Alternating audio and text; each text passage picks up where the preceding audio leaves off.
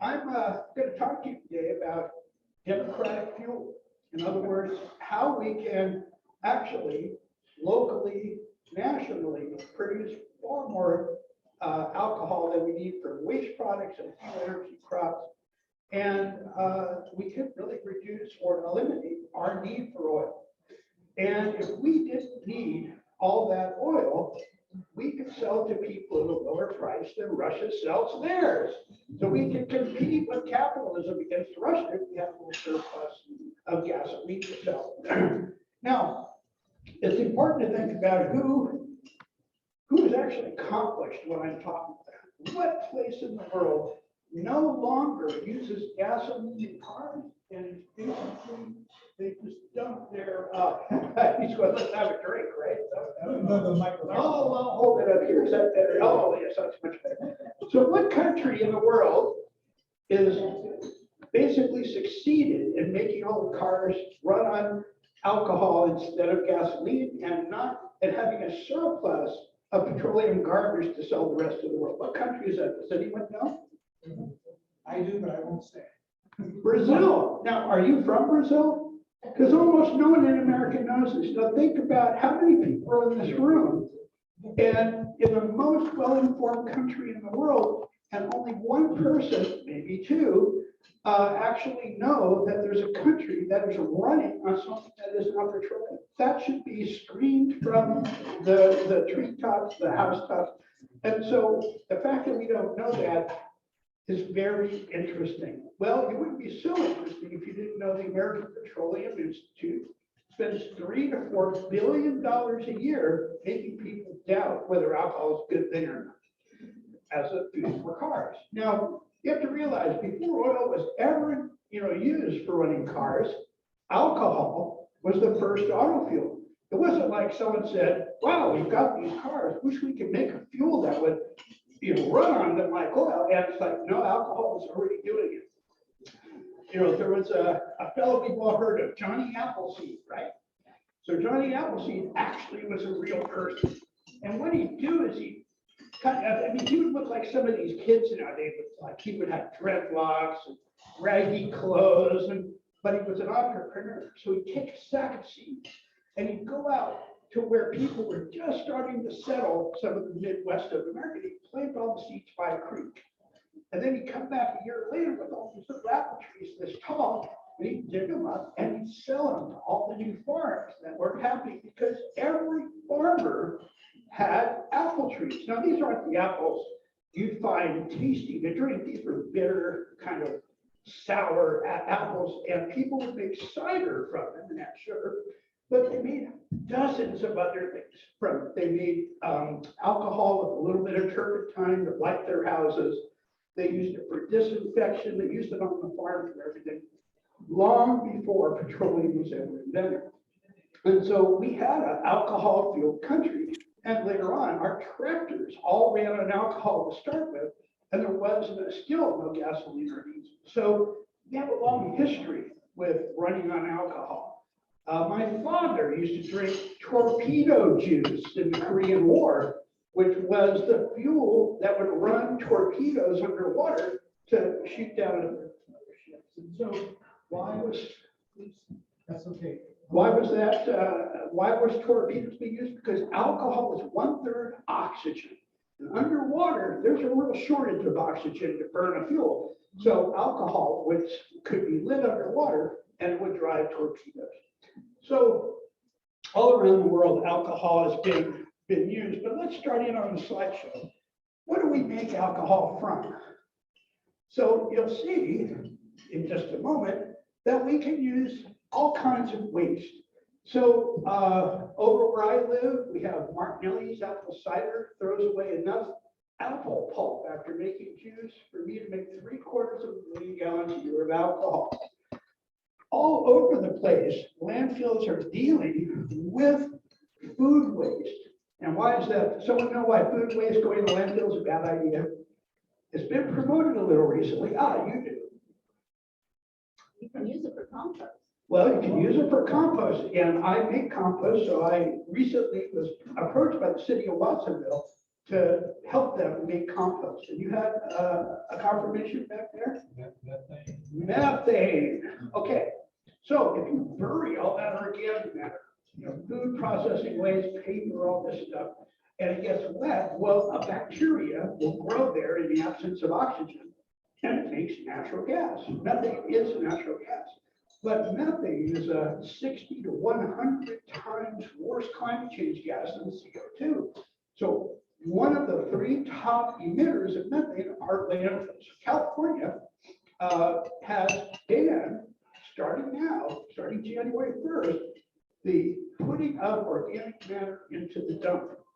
Now, it's been coming for 3 or 4 years, but of course, like most things, no one did anything until it became law. And so now, all the food processors are scrambling to get rid of their wonderful organic material, which used to go to the landfill. So that makes me happy, because I'd like to intercept some of that on my farm and make fertilizer with it.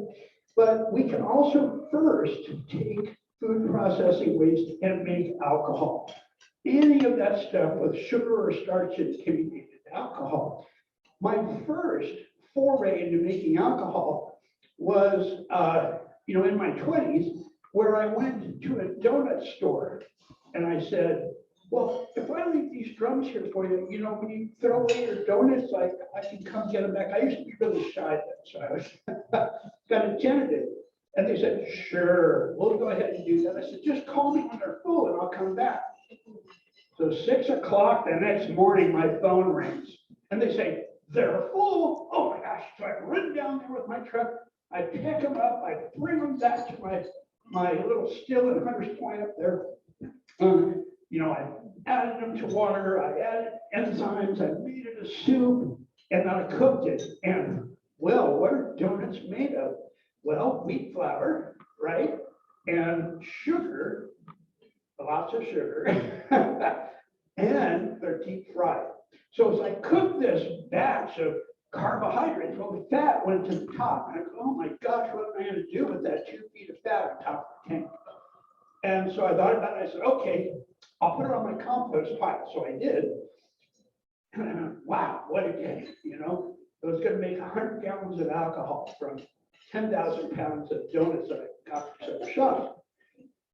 So the next morning, I'm, sitting there, the phone rings at 6 in the morning, and the donut shop calls and says, it's full, you gotta come again. And this was like every day. So the same thing happened again. And by the 3rd day, my compost pile looked up at me and said, no, you don't. No more of that donut fat. So I had to think, what am I gonna do with all this donut fat? Well, let's see, vegetable oil, that's like 100,000 BTUs of heat per gallon. So I set up a drum and I put the donut fat in it, and it had a little tube that came down to the fire, and it dripped the donut fat and it distilled my whole batch. And so this was a feedstock, a raw material that came with its own energy for distillation. So you're getting a little bit of the idea of how I think about things. Now, I did all this before it was legal to make alcohol, because at one time in the United States, you couldn't even have a brewery, or you could have a beer pub, or you couldn't do any of that stuff. Even at home, you weren't allowed to make beer because it's taxed, all right? And so making liquor was completely illegal. So I started looking through all the government paperwork. Does anybody remember the government printing office? Who remembers that? Oh, we had one person, a couple of people. It was like the best thing about being a citizen of the United States is you could ask for a paper copy of any law or discussion and they'd mail it to you for free. Well, we looked for everything on alcohol, being with your 3 friends, and we had a stack of paper like this. Okay, it was immense. So because it was about alcohol, we got a keg of beer and we started drinking beer, looking for the one piece of paper that would give us a loophole to make our own alcohol. And halfway through, it was great. We didn't have to go all the way to the bottom, but we found it was an experimental distiller's permit. So I sent away for it, and I got, it came back to me all approved. So I folded it up and stuck it in my back pocket. So I decided to test the system. So I called up the alcohol, tobacco, and firearms guys, and I said, hey, I'm making fuel over here out of alcohol. And the next day, they show up, flak jackets, automatic rifles, they take me off to jail. I'm overnight in jail. And so I get up before the judge the next day, still have my hands, handcuffed behind my back. And the judge says, well, Mr. Blume, you have the equipment. So you clearly intended to make alcohol. And what do you have to say for yourself? Where's your lawyer? I said, I got this, Judge. I can handle this myself. He said, Mr. Blume, I don't want any levity in my courtroom. I said, well, I'll explain to you. I have a precedent, Your Honor. And the precedent was, there was a chemist in England in the 1700s, and he was arrested for having a distillery, just like me. The judge says, are you going to get to the point, Mr. Blume? I go, yes, Your Honor, because the constabulate, the magistrate at the time said, you have the equipment in your possession, you must have intended to make alcohol, just like you said, Your Honor, or what the government said. Well, this young man had a very clever response. He said, I'd like to go ahead and confess to another crime. I'd like to confess to rape. And the judge said, oh my God, did you rape somebody? He goes, no, but I have the equipment in my possession. So the judge, by this time, had enough of me, and I said, wait a minute, Your Honor, there's a piece of paper in my back pocket. I'd get it out if I could, but I am handcuffed. Can you have a bailiff get that out and bring it to you? And so he brings him up the piece of paper, and he opens it up, and he goes, great Scott, this man has a permit for this still. And I said, that's right, Your Honor, get these things off of me. I'm walking out of here, if that was the case. So now you get, so anyway, it was still pretty unknown that alcohol was usable as a fuel. But I worked for Mother News on the side, and so my story about my lawsuit with my being arrested by the government and all that went into the magazine, and it went everywhere. And what I said at the end was, here's where you apply for your own permit, just like I did. Now, this was during the gas crisis, right? When we all were in line with even or odd days, and you could only get a certain amount. So Americans deprived of gasoline, they get pretty unhappy. So people started applying for the permit. And after a few days, these guys came into the office, and the whole office was full of sacks of mail.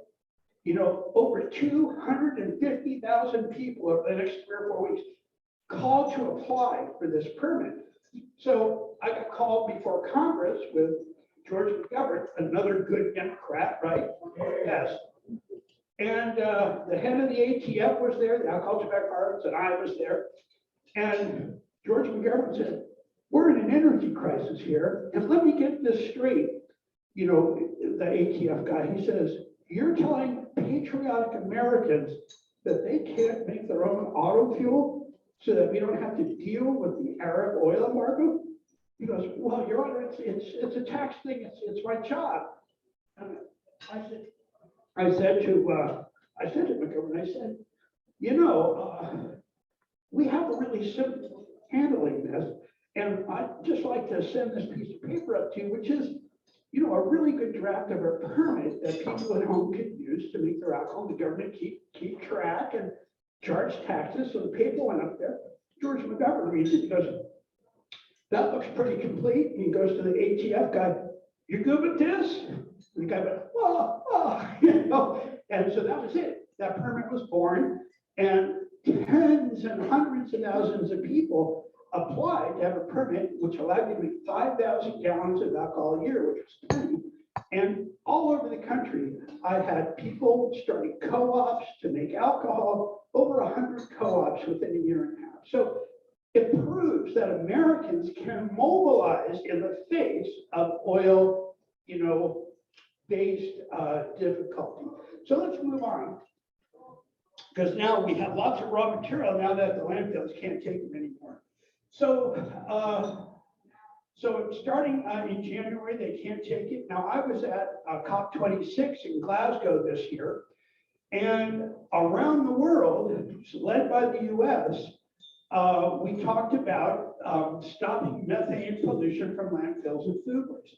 It didn't rise to the level yet of so much percentage a year, we're gonna drop it, but it was signed on by the whole delegations, all the delegations for COP. COP is, in case someone doesn't know, that's the conference that reviews the Paris Accords about climate change and modifies them every year. So it's a little creepy because people came to me at COP and they said, oh my gosh, Dave, you and your partner here are the only people that actually have solutions. Everyone else is talking about measuring or this or that, or, slow, sure reduction. And you guys have shown we don't need for any kind of fuel, that we need in the world for all of our vehicles and generators and everything. You can just do it and go, yeah, that's us. We just do it. So next. Now, we get into weird things. You see that woman there? She's carrying over 100 pounds of wood. And you can see where people have cut the trees here. Now, if you look at her house, you'll see smoke coming out under the roof. Half the people in the world, think about this, half the people in the world cook their dinner over a wood fire in their house. So that means everybody on this side of the room would be cooking their food over wood. Now, the other side is living in Europe, in the United States. So basically, when you talk about deforestation, you're talking about cooking. It's not making timber, it's not making 2x4s, it's not any of that. It's people just trying to have a warm meal. And I don't know about you, but I think people have a right to have a warm meal. But cutting down the trees, really bad for the climate, really bad for the environment, and it's really bad for the health of women. 4 million women a year die from smoke inhalation. That's not fair. So how do we get around it? Well, look back at the food trays back there. Do you see that little blue flame?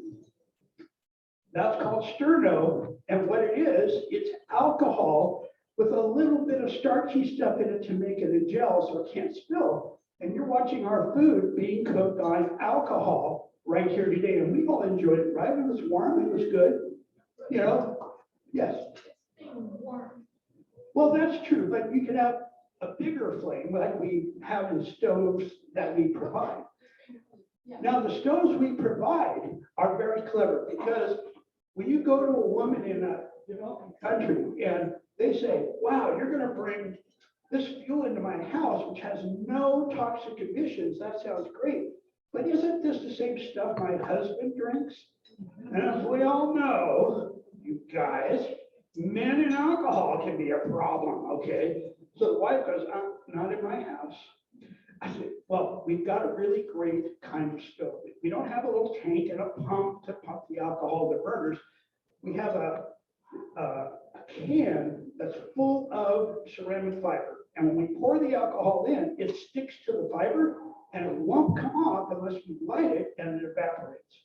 So, you can turn this canister over when it's full of alcohol, nothing comes out. It's a husband-proof stove.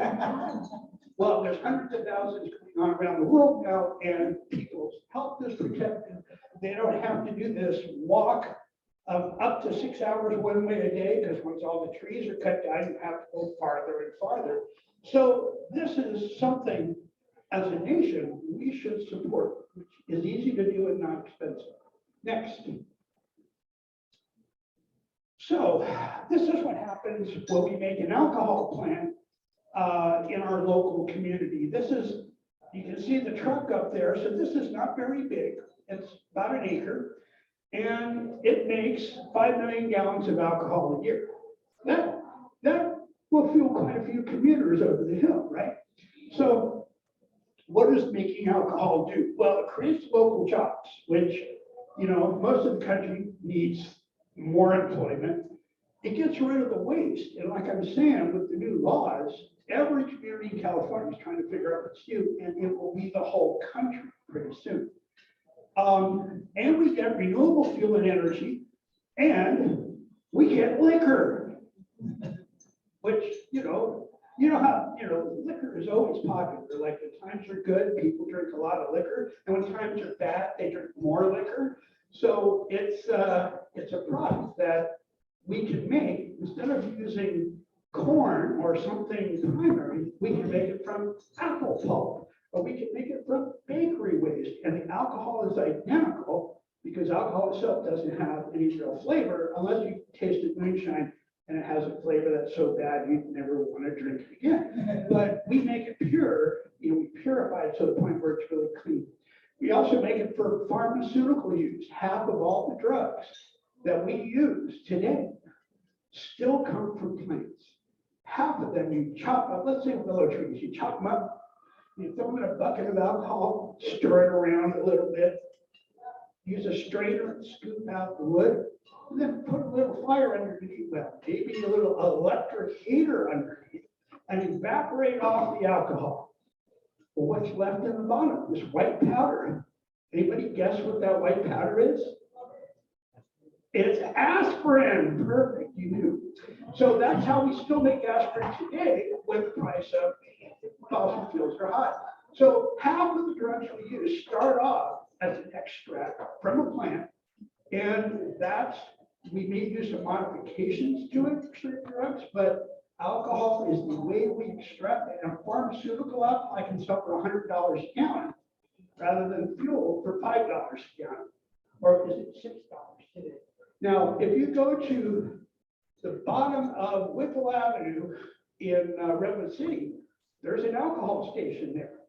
And they sell 85% alcohol per pump, and the price is, get this, 1/2 of the cost of gasoline at the same station. So making alcohol is good for our economy because it doesn't drain our money into the coffers of oil companies. So we end up with clean air, water, and soil because we're not having all these other things go to waste somewhere else. But like I'm working out with the city of Watsonville, we end up making regenerative ag really important. And by making compost, we don't need chemical fertilizer. So now a lot of you are probably thinking, you've heard of this word regenerative? What the heck is that? Well, there used to be a word sustainable, which was kind of vague. You had a feeling about what it was, but wasn't clear what the definition was. But regenerative is different because as I was giving a class, 2-week class in Browning, Montana on the Blackfoot Indian Reservation, and I had the chief up there, and he asked my class, we've been hearing about this sustainable thing for a long time. I don't understand. Can one of you tell me what it is? And this girl in the back of the room stands up and she says, it's making sure that later on, 7 years from now, we have the same level of resources we have today. And he kind of looks at this and thinks about it. And he says, well, that's a good thing. But when are you white people going to fix all the stuff you trashed before? Because sustainability means don't make it any worse. The same resources as we have today. When are you going to repair it? So regenerative has been born where, like on my farm, my soil organic matter, because I pay attention to this and I add all kinds of wood waste and stuff, has gone from 2% to 15%. Below 2%, soil is considered dead, and up at 15%, it's the same as a temperate rainforest, super fertile. So I kind of take seeds and I throw them really hard, and wherever they land, I go, wow, and up comes the plant. I mean, my soil is really fertile. So let's go to the next one. So, we're starting to talk about a lot of benefits here. Now, when it comes to fuel, bioethanol here, and like I said, we have a station right here in Redwood City. The burning of alcohol only puts out 2 things: carbon dioxide and water. Gasoline or diesel put out hydrocarbons, carbon monoxide, and nitrous oxides. Okay, these are all the things that make smog. So with alcohol, the only thing coming out is what all of us are exhaling here in this room. We breathe out carbon dioxide and water. Last time I checked, you could be in a room like this and it wasn't dangerous. Although COVID, that kind of changed a little, but at least breathing in here doesn't cause that problem. So anyway, we can make alcohol from a lot of things. We can take it from things like sugar cane, sorghum, and corn, which actually is a good idea. I'll tell you about corn, yes. I want to be sure that they don't miss a particular point. Okay, The CO2 that the alcohol Yes. puts back in the, where does it come from? okay, he makes a good point because the CO2 we make is not the same as the very same CO2 that oil companies produce from their fuel. Because in our case, we're making it from plants. Now, plants take carbon dioxide out of the air, that's carbo, takes water from the soil and makes hydrates, so carbohydrates. And solar energy glues those two together. Now, when you burn the alcohol, yeah, carbon dioxide and water, same two things that went in, go out the tailpipe, but they're used by the next crop to make the next carbohydrates to make the next fuel. So we're not adding new carbon dioxide to the atmosphere. We're just recycling it over and over again. And if you stop putting it in the atmosphere, it's like my father used to say, if you find yourself in a hole, stop digging. So here we are, we keep burning fossil fuels, adding it to the atmosphere to all kinds of effects. But if we're using alcohol, it's just a circle and it does not add to the atmosphere's carbon dioxide. Now, we make other things out of alcohol.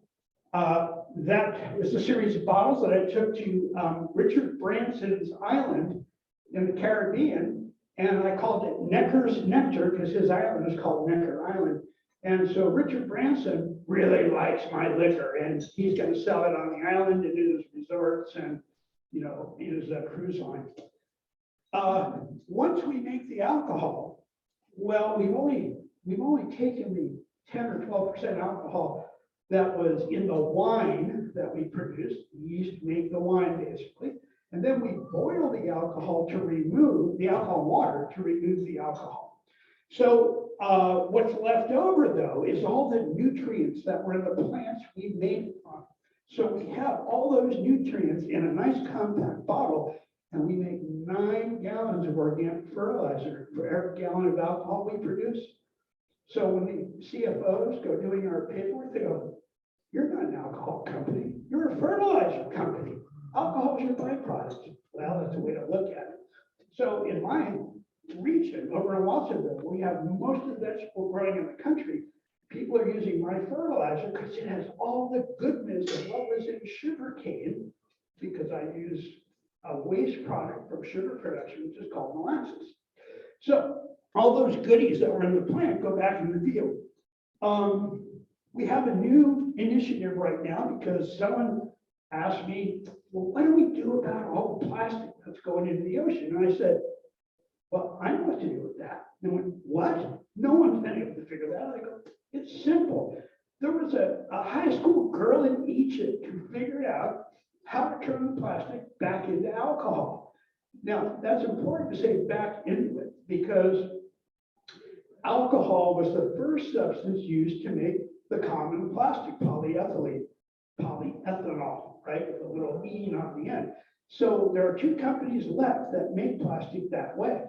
So here we go, we take the waste plastic, which is all fouled with food and all that, we convert it to alcohol, super clean, and then we use that to make more plastic. So now we have virgin plastic that we're giving back, and we haven't bought a thing from the oil companies. Plastic beads, which you make plastic stuff out of, is $2,000 a ton.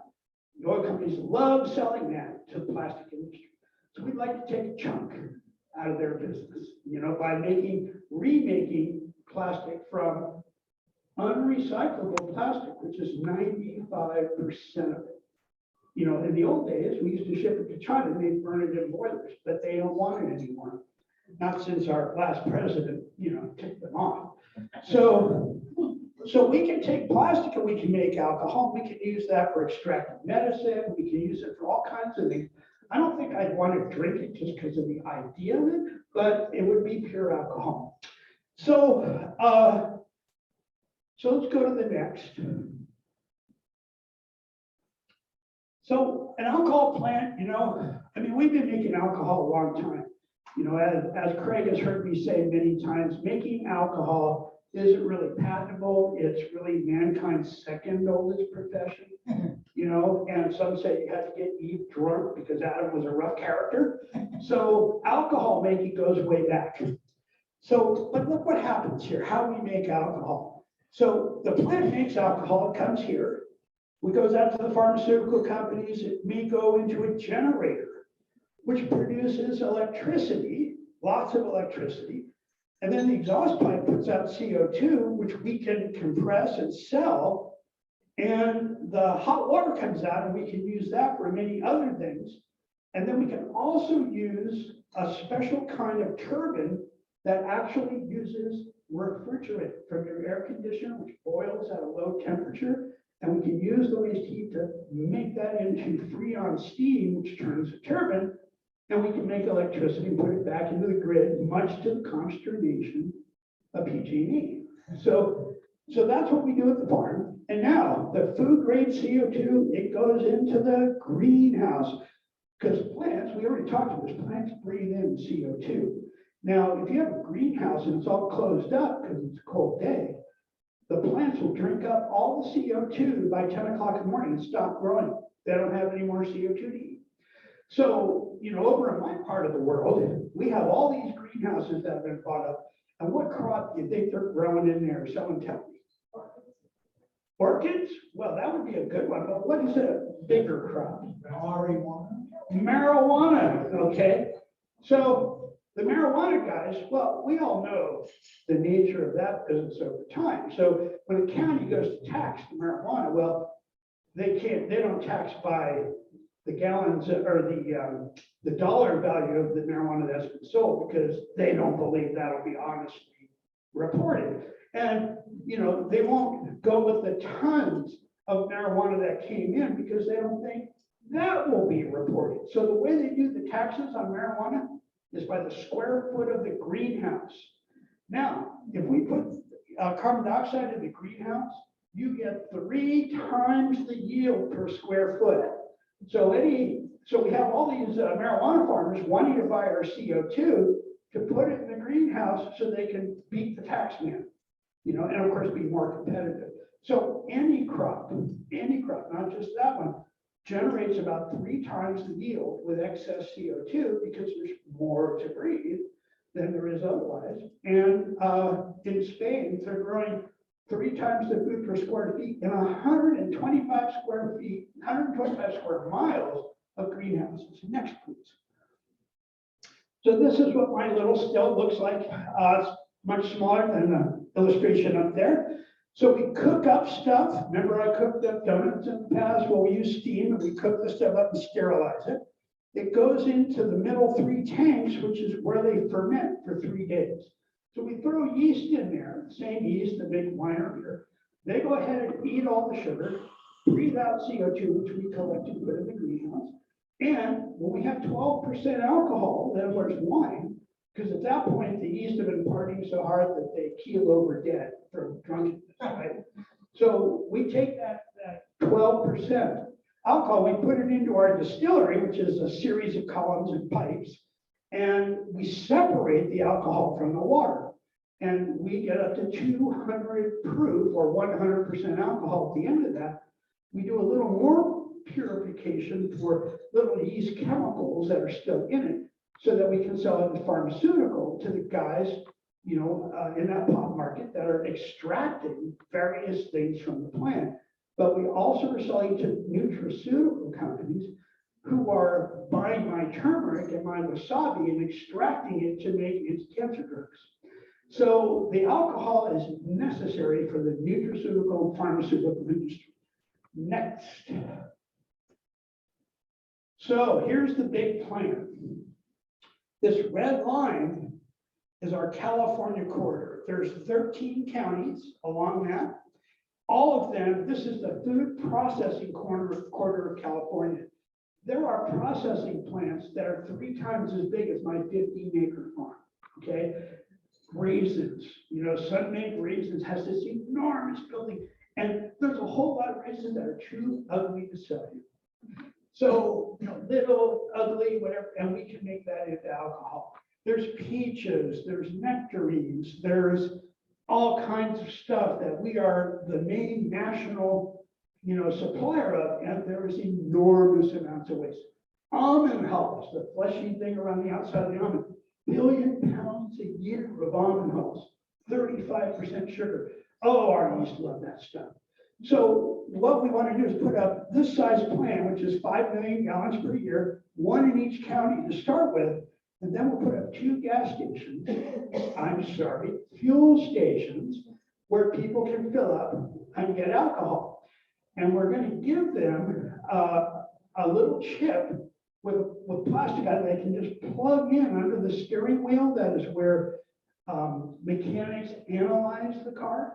They put in their talk to the computer. Well, we have a little computer on that chip. We stick it in, and it makes it possible to run both alcohol or gasoline in any mixture.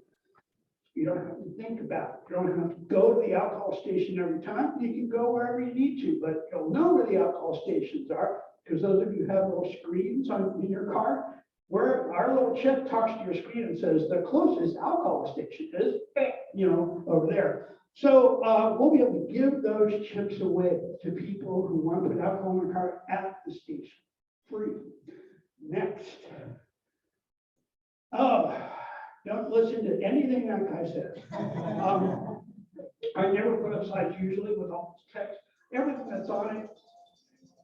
Let me just turn that off. Thank you. Everything that's on it is on the handout I gave you. And, I'm the CEO. So what is one of my most important jobs as the CEO? Sales. And that means marketing. What am I going to do next? Ask us to buy.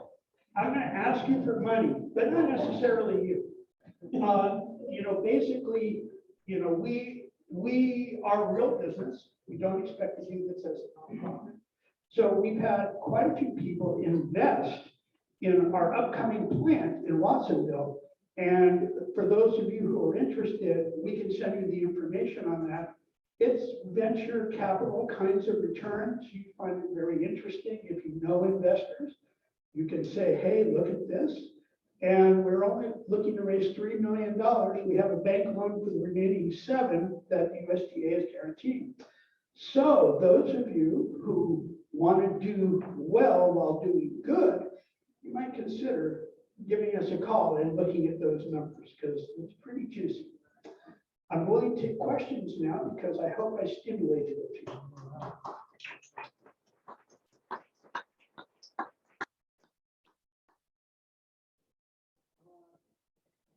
Automobile engines require any modifications from gasoline to alcohol?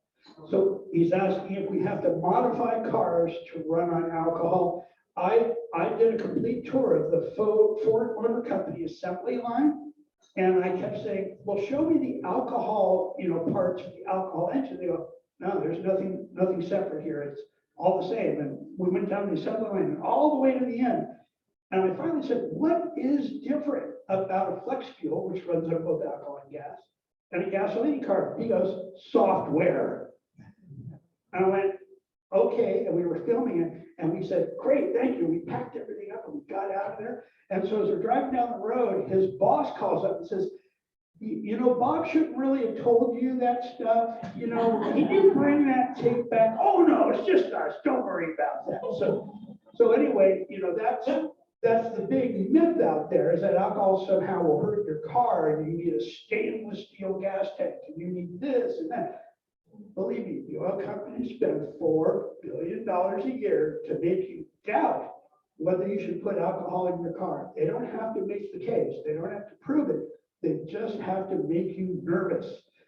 But what does alcohol actually do? Well, the inside of your car never turns black. The cylinders stay completely clean. The oil doesn't, you can do without as many oil changes, because oil changes are from all the funk that comes from burnt oil and ends up in burnt fuel, which ends up in the oil. So you've got to change it to prevent your car from being eroded with microscopic sandpaper of carbon. So your car will typically last 3 times as long as it does on gasoline. And that's been proven over and over since the 1900s to date. Study after study has been done. People forget about the last study. There wasn't an internet back then. You couldn't look it up, right? So basically, people have found over and over. I'm sorry, David, how much longer will my car last? Well, basically at least 3 times, because, there's a lot of us who start to get a little bit irritated when our car starts to break too much, and we get tempted to buy a new one. If you buy a new one, there is a long list of from the factory flex fuel cars that you can buy that run at any amount of alcohol and gasoline. Now, I'm going to tell you one last little story about the environment. We all think cars are a big deal for pollution, but really it's materialism. Why do I say that? Because freighters on the ocean are moving stuff from where it's made to us. And we like our stuff and we're not going to do without it. So you can't say use less stuff, to save the planet. No, not going to happen. So they're using bunker diesel, high sulfur, really foul, almost asphalt kind of oil that they're running these ships on because it's the cheapest.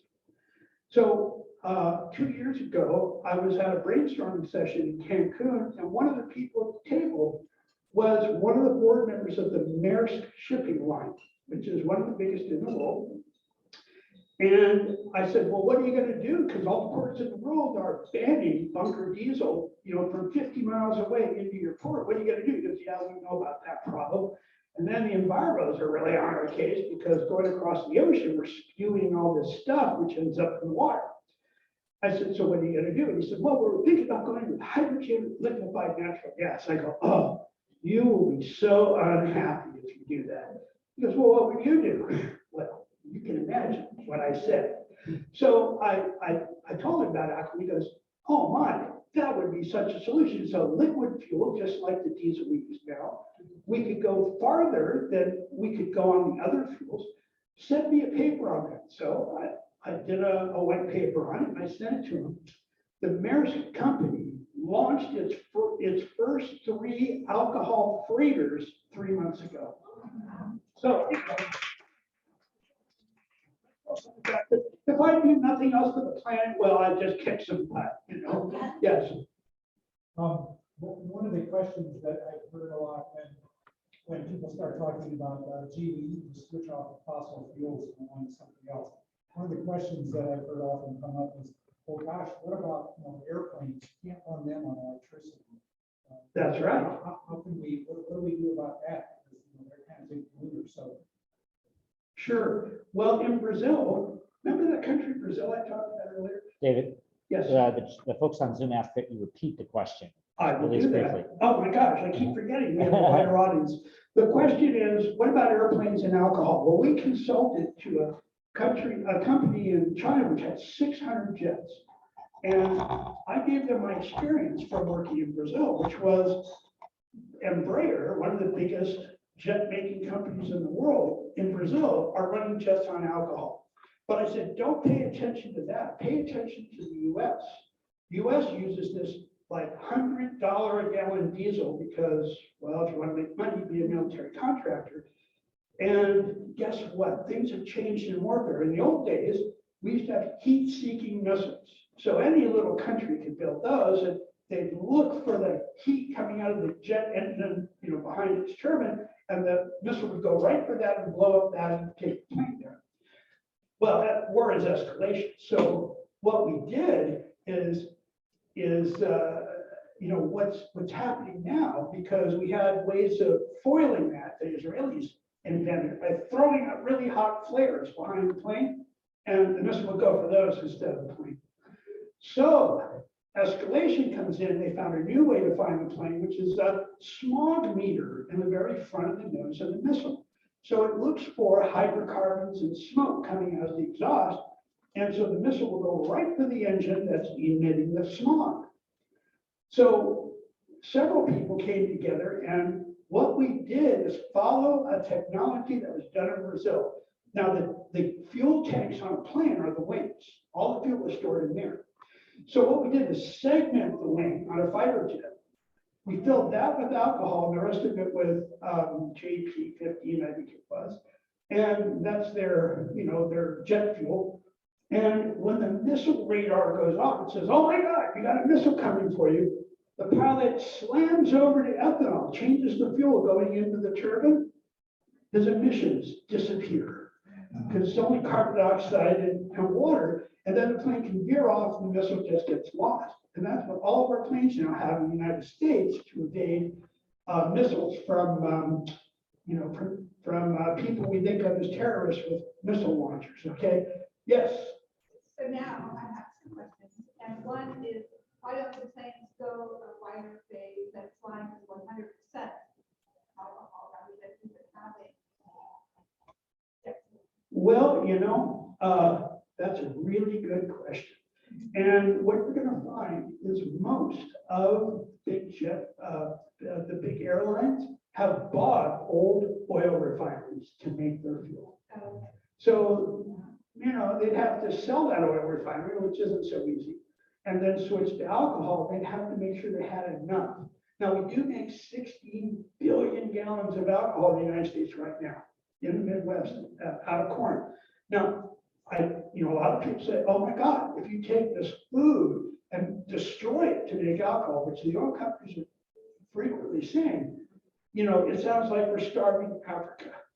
Now remember, our corn is used to feed cows, right, to make meat. So what we're really doing is we're obviously taking the meat out of the mouths of Somalian children, which of course doesn't happen. So, the world has enough calories of starch and sugar. We're not short of those. The whole world has that, but we're short of protein and some fats. So the byproduct from alcohol is free of starch and sugar. All that's left is fiber, protein, and fat. So when you eat the distiller's grains that are left over, you're not getting the starch. Now it's important for animals because animals don't have the same kind of stomach as ours, and they can't digest the starch. So they just poop it out in the field. They waste it. It's against my religion to waste anything. So they waste the starch. If you make the alcohol first, take the starch out, and then feed the byproduct to the animals, they gain 17% more weight, get more meat. So it's totally a myth that the alcohol business interferes with meat production.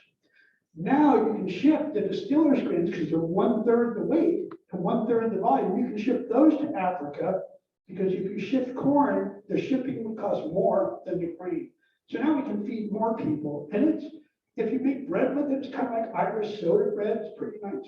Next question. So that's the question, if you don't mind. You were talking about plastic. Yes. It's very intriguing. So initially, it sounded like we would be able to convert plastic from the ocean to alcohol. But then it appeared that you were saying that the plastic that's created from alcohol could be returned to alcohol. So I'm sorry if I was confusing. So there's two steps. One, we wouldn't go out to the ocean. Remember, if you find yourself in a hole, stop digging. So I go upstream, I go up to the rivers.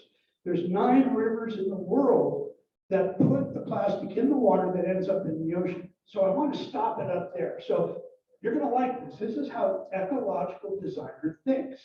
So I look at the Congo and I say, wow, people are using wood to cook their food and getting sick and dying. And there's no garbage collection there. It's hard to imagine. So when you go to a guy on the street selling sodas, he doesn't give you the can. The can is worth some real money. What he does is he pours it into a plastic bag, knots the top, sticks a straw in, and hands it to you. So that's your soda, and you drink it, but there's no garbage collection, so you drop it on the ground. Now, you might have wondered about this, but have you ever noticed how rivers are always at the bottom of the valley? Yeah, okay. So, Gravity. yes, levity again. So the plastic washes down from the streets into the river, and it goes down the river into the ocean and ends up at these big collection points in the ocean. It's really hard to get it out of the water. But if we do it upstream, how would I do that? Well, what I would do is I'd offer all the moms and kids to go out and pick up those thrown away plastic bags and come to the machine, in their town that we put on the ground. It looks like a big shipping container. And we pay them for the plastic. Or we give them alcohol for their stoves. They can have their choice. Which do they want? So we make the alcohol in the thing. We can give it to people to stop deforestation and breeding horrible things. But if they have enough alcohol, well, we'll give them money. And we figure in the Congo where people make $359 a year, we can match that. We can double their income, which would be huge for their family. And we sell the plastic if we make plastic, other than the stove fuel, because we can make much more than the stove fuel we could sell or give away or whatever we're going to do. We can make little beads of plastic again, and those are $2,000 a ton. So I always want to make sure I do well by doing good. David? Last question. Oh, I'm sorry. Yes, we need to let David get back to his life, so we have time for one. There's more one question from the chat on the All Zoom. right. The question is, what about the energy used in the distillation process? Is it a lot? Where does it come from? How does it fit into the equation? Real quick answer. The oil companies have always said, oh, alcohol is a terrible idea. The energy used to distill it is more than the energy in the fuel you get out. But they define the energy as BTUs per gallon. So what's a BTU? It's the amount, it's an amount of water, about 1 pound that would fit in your hand.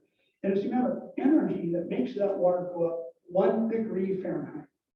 So it's not very much energy, but the energy we use to make alcohol is about 33,000 BTUs. But we have all kinds of ways of getting the energy back to make the alcohol. There's zero fossil fuel energy input. For instance, at my farm, I have a methane digester. Now, methane's a good thing if it's not in the air. So I have a big bag, 100 feet long. My byproduct mash goes in there. It gets eaten by the little methane bacteria. And I take that natural gas that they made and I use it to run my distillery. So I'm not buying any fossil fuel energy, because really the question is, how much fossil fuel energy does it take to make alcohol? So are you making a benefit? I'm using renewable fuel to run my still. And there are other distilleries in the world that do the same thing. So this is not, I'd like to take credit for this, but, I can't. Thank you so much.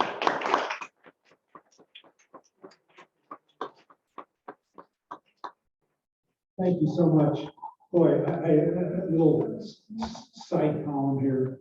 I confess that, when I hear about the latest IPCC report, or I watch the latest NOAA program on Arctic sinkholes, it's hard not to get depressed about what our future is, as human beings. Then I go to David's website, or I watch some of the videotapes that he sells there on things like regenerative farming and a number of things which we all heard about today. And I feel a little better. There's some hope. We better get our act together fast, but there's definitely hope. We don't have to go down the drain.